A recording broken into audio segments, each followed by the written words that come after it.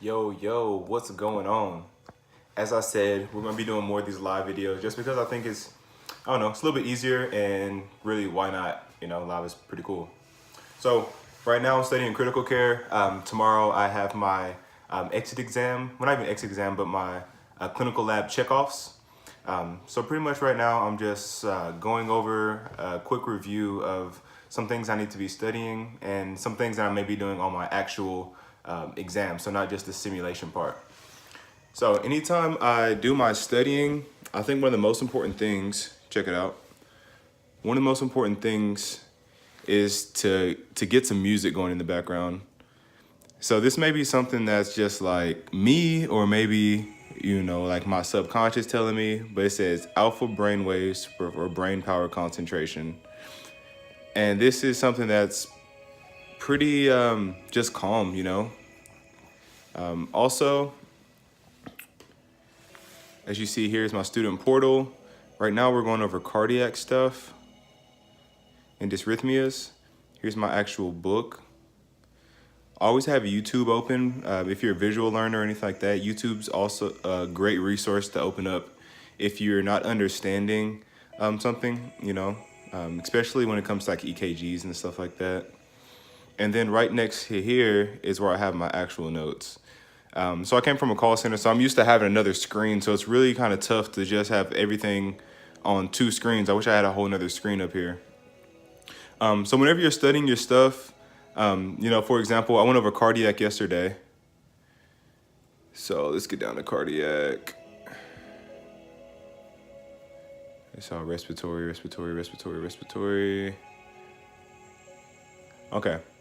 So when you get to cardiac or whatever you're studying, of course you take your notes. I like the outline type of note taking personally. Monica likes to actually write it out.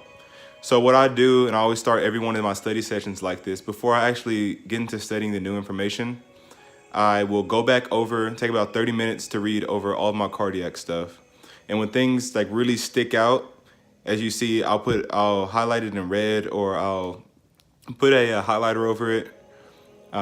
Also copy pictures from your actual notes. Since I'm all online, it's pretty easy just to grab this and drag it over. I'm not sure if PCs can do that, but I know you can do it with the Mac. But one of the biggest things, man, you have to go back over that information again. To read it one time and think that you're going to be successful is not the thing to do, bro, like at all. Also, something I like as well is this critical care book. So if you have actual hard copy books, these are really good. Let's see if we can focus in. So as I'm reading my actual book online, I have this open right next to me. And that way I have 3 resources that I'm checking. So not only am I reading my online book, but then I go to YouTube and look at something that I don't understand. Like right now I'm looking at how to use an Ambu bag, which should be pretty simple. It's just for CPR.